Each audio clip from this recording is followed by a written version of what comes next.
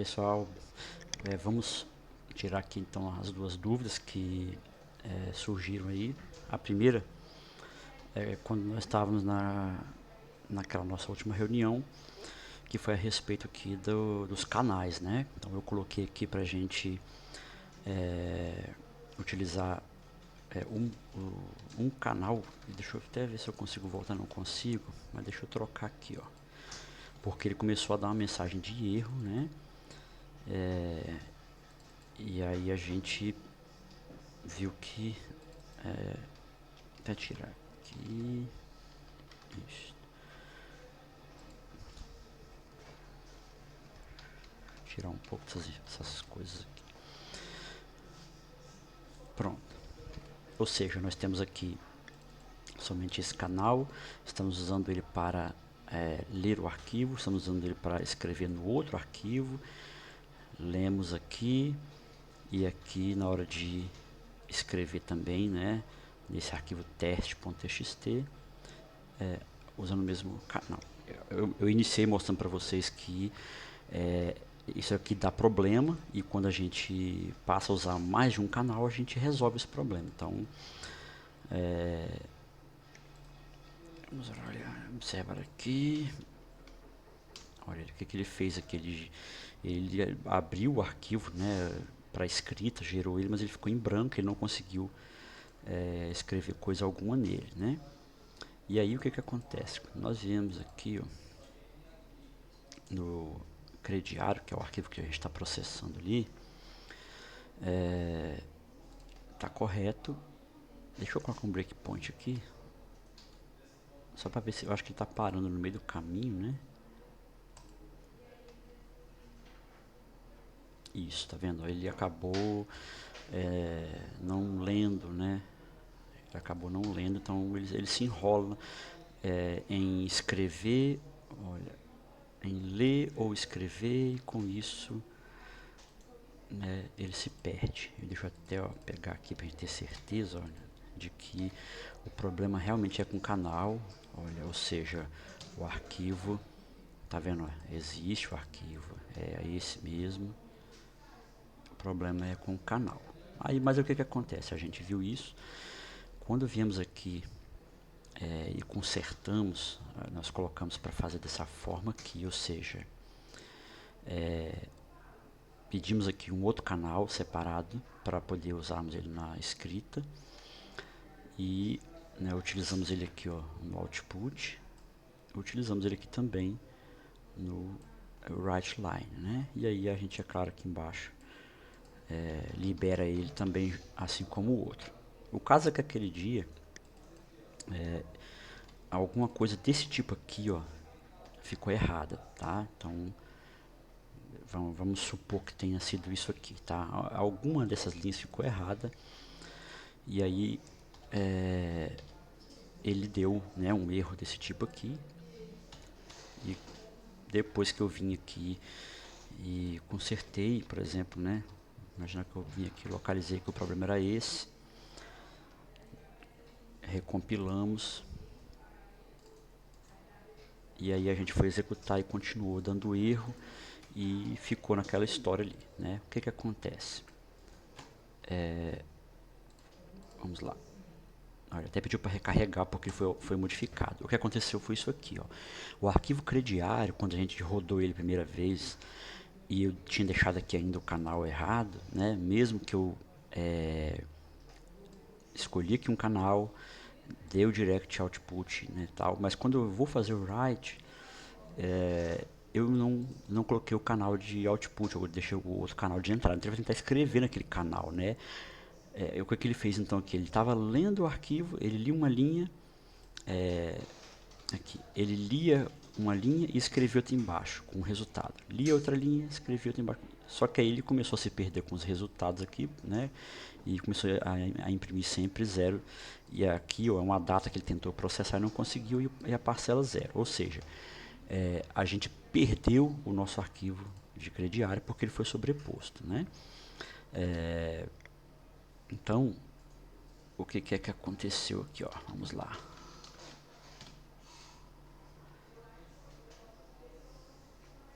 Deixa eu pegar aqui a cópia do arquivo. Tá aqui, consegui pegar ele de uma pasta. Então agora eu estou com ele correto, né? Vou até fazer aqui uma cópia para a gente deixar aqui. E agora sim que ele está com o canal correto, vamos apagar isso daqui para ter certeza que está tudo funcionando perfeitamente. Não deu nenhuma mensagem de erro. Ele veio aqui, olha, ele escreveu o resultado de cada linha que ele leu lá, ele escreveu aqui, ó, separadamente, ficou correto. E lá dentro, se nós observarmos, ele não prejudicou o arquivo, continuou certinho, de maneira que se eu vier aqui apagar este, né, e mesmo se eu não apagasse, tá, ele ia escrever por cima. Quando a gente faz um direct output assim, ele escreve por cima.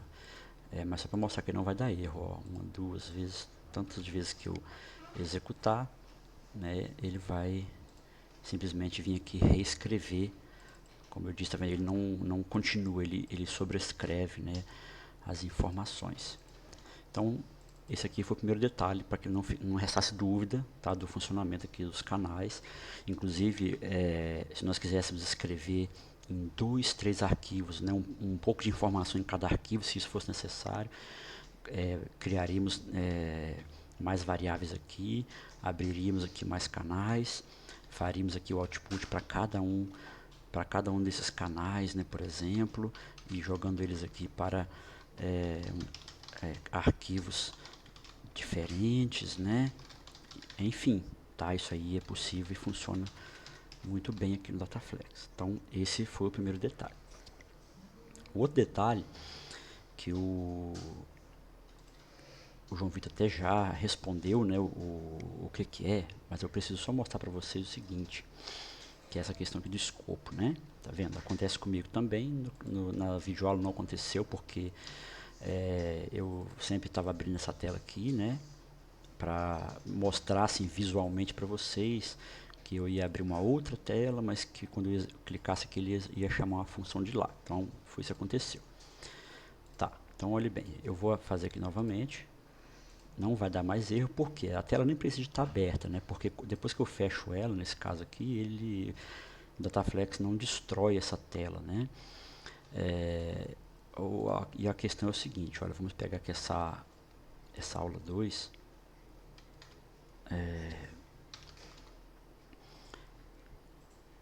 Aqui, ó. Ela está como uma view que no Dataflex chama deferred view, né? Essa propriedade aqui, ó, deferred object, se é true ou false. O que acontece? Normalmente a gente coloca isso aqui, já veio como true, nós deixamos como true, fazemos para usar as telas assim. O que isso quer dizer? Quando a gente abre aqui o projeto, igual eu abri aqui, ele não instanciou nenhuma das duas telas, as duas telas não existem ainda, né? Aqui, quando eu abrir uma delas aqui, ela vai ocupar espaço na memória, vai ganhar um identificador, né, e a gente vai conseguir acessar os métodos dela. Essa outra também não existe. Na hora que eu abro, ela passa a existir, ganha um identificador, como eu falei, e mesmo que eu feche aqui, ele não vai destruir. Tá? Agora, o que acontece? Não é comum que a gente faça esse tipo de coisa aqui no dia a dia. Tá? Ou seja, chamar funções de uma tela da outra, né? Uma tela chamar funções e métodos de uma outra tela.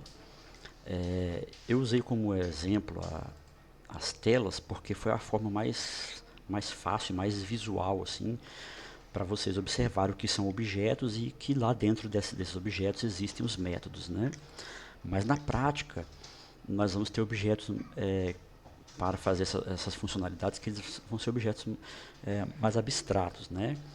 Vamos imaginar aqui, ó. Deixa eu fazer um exemplo de um objeto aqui.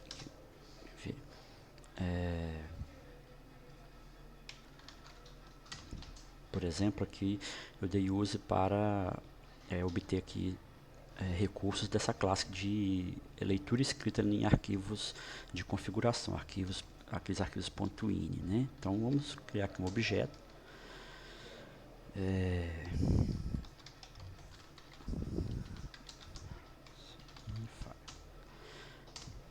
Tá, eu já sei que eu preciso setar para ele aqui, ó,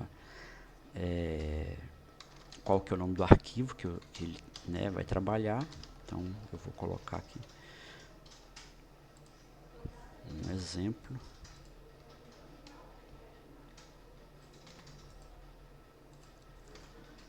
Eu até vou fazer, eu vou colocar aqui a pasta programs, porque aqui dentro nós temos esse arquivo config.ws, que em tese, olha, ele é um arquivo .ini, tá vendo? Então a gente pode ler as informações dele. Tá até bom pra gente fazer um teste, ó. Vamos lá. AWS, tá. Vamos imaginar aqui, ó, que eu vou criar uma função, então obter, vamos obter o que aqui? Vamos obter a descrição, né? Descrição do workspace, por exemplo. Vai retornar string. Vamos fazer aqui de uma forma bem detalhada, tá? Nós vamos retornar essa variável. E nós vamos invocar aqui, ó, uma função que é a readString.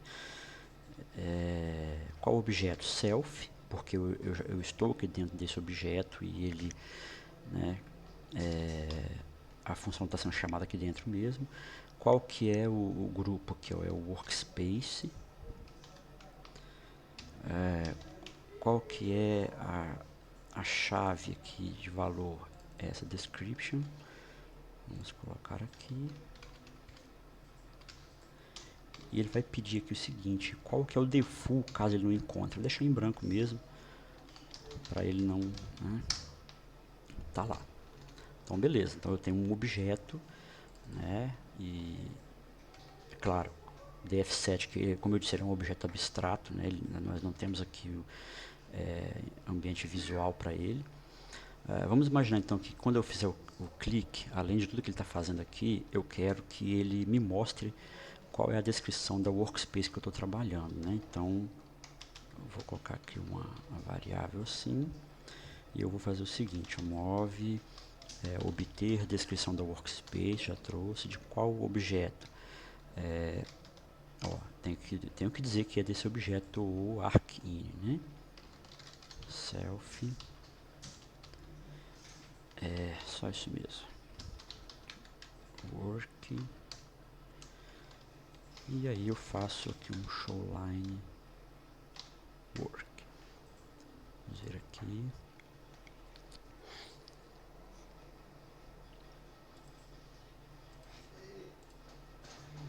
Então ele deu aqui que é essa descrição, tá?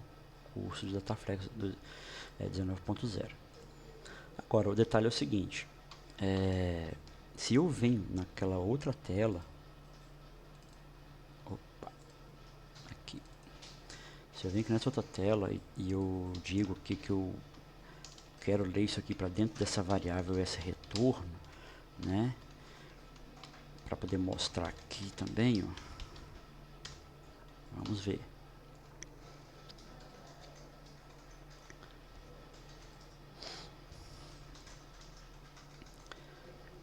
Ele não conseguiu ler arquivo, ele não conseguiu também obter a descrição do workspace. Então agora já deu 2 erros porque nós não temos aqui, né?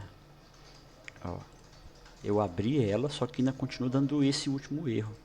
Por quê? Aí fica mais fácil para a gente explicar aqui, né? Eu já não estou trabalhando mais com questão de telas especificamente, mas veja bem, ele está tentando localizar aqui esse objeto, ou arcine, em algum escopo aqui dessa tela, ou se não for nessa tela, ele vai tentar localizar, como a gente falou, né? Aqui nesse escopo, né, do projeto, e ele não está localizando nenhum objeto com esse nome. Então ele vai dar esse erro mesmo. Como que a gente faz para resolver isso daqui? Esse objeto, ele pode, ao invés de estar aqui, né?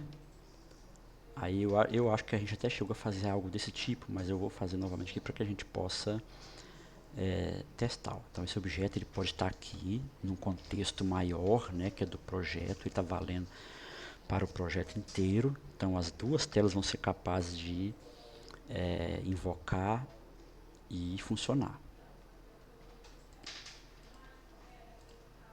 Tem que dar o ler arquivo. Olha, mas a segunda funcionou, tá vendo? Ó, ele deu certo agora. Então ele conseguiu. E vamos ver se essa daqui continua funcionando. Continua funcionando, porque é um objeto que é acessível para ambas as telas. Tá? Agora,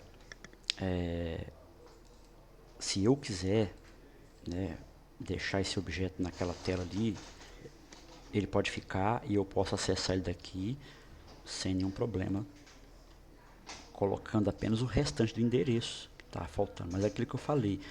E normalmente a gente não pode ficar fazendo isso, porque uma tela ficar fazendo referência a outra tela, isso é pedir para dar problema, né? Você pedir para dar problema. A gente está criando uma dependência. A gente está criando uma dependência, desde que eu abra ela aqui, né? A gente está criando uma dependência que no futuro vai nos dar problema. Tá vendo? Então está funcionando, porém isso não é indicado, né? Não é indicado. Tá? Então existem outros meios, nós poderíamos instanciar, o certo seria de criar uma classe, instanciar esse objeto dinamicamente, mas isso é uma coisa para a gente falar quando nós entrarmos na questão de orientação a objetos, de forma mais abrangente. Então, para que vocês entendam, é assim que no Dataflex funciona, essa questão da construção, né, do objeto da tela, e assim ele estará disponível depois que ele for construído.